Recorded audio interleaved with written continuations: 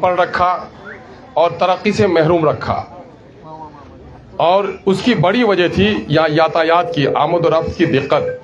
पश्चिम तरफ कनकई पुल, खाड़ी का लटकता हुआ पुल, महानंदा में कोई पुल नहीं। लोग सैलाब के ज़माने में ऐसे घिर जाते थे जैसे जजीरे में हो, टापू में हो।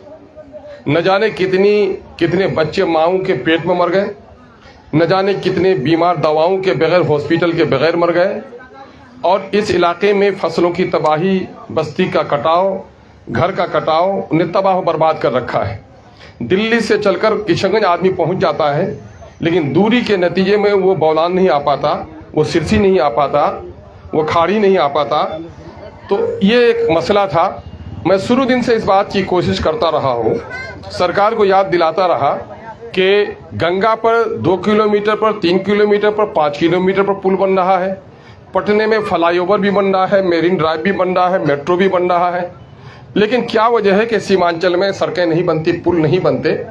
मैंने काफ़ी चीखा है, चिल्लाया है और आपके दर्द को बताया है कि सीमांचल में आज भी 50 किलोमीटर के दरमियान में पुल नहीं है।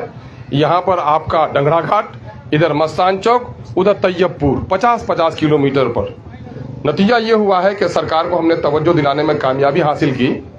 और मैं शुक्रिया अदा करता हूँ जनाब तेजस्वी साहब का, माननीय मंत्री का, कि जिन्होंने मेरे इस दर्द की आवाज़ को सुना और इस इलाके के लोगों का एक बड़ा जो कर्ज था उसको उतारने के लिए उन्होंने 207 करोड़ 75 लाख की एक योजना, जो अभयपुर से चलकर कानकी तक जाएगी, 1 किलोमीटर से ज़्यादा लंबा पुल, 30 स्पेन, 1113 मीटर लंबा एक पुल की योजनाओं को उसने मंजूरी दी है। इसके लिए हम माननीय उप मुख्यमंत्री का शुक्रिया अदा करते हैं। मैं खुले दिल से, मैं खुले विचार का आदमी हूँ। अच्छे काम हो तो मुखालिफत में भी मैं शुक्रिया अदा करूँगा, गलत काम हो तो मैं अपनों की भी मुखालिफत करता हूँ। इस वक्त ये पुल जो इंशाअल्लाह 3 साल में इसको बनकर तैयार होना है। अक्टूबर, अभी आज टेंडर उसका निकला है और अक्टूबर में उसका टेंडर का फाइनल होगा।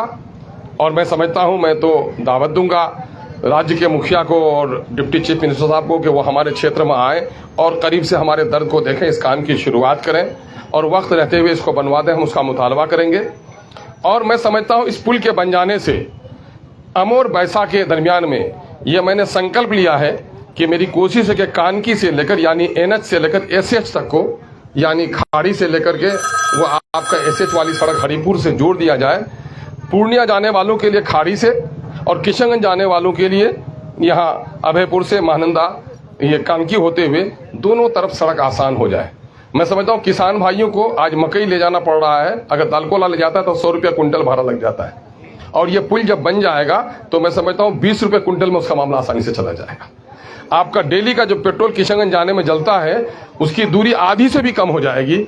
मैं समझता हूँ इस पुल के बनने से न जाने कितनी बेटियों के रिश्ते में आसानी होगी, बच्चों के तालीम में आसानी होगी, यहाँ की समाजी हालत बदलेगी, यहाँ की इक़्तिसादी और आर्थिक हालत में सुधार पैदा होगा।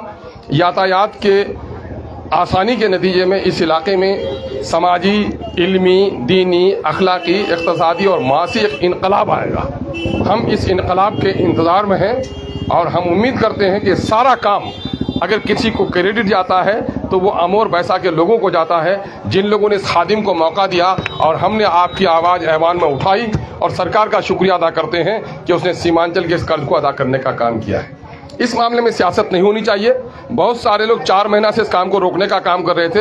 अल्लाह का शुक्र है ये काम मंजर आम पर आ रहा है। अल्लाह से दुआएं कीजिए बाकी मरहले आसान हो। इस मामले में कोई सियासत नहीं, बल्कि सियासत से ऊपर उठकर इस इलाके की तरक्की के लिए ये काम हो, हम इसकी उम्मीद करते हैं। बहुत बहुत शुक्रिया। अस्सलाम वालेकुम, आदाब।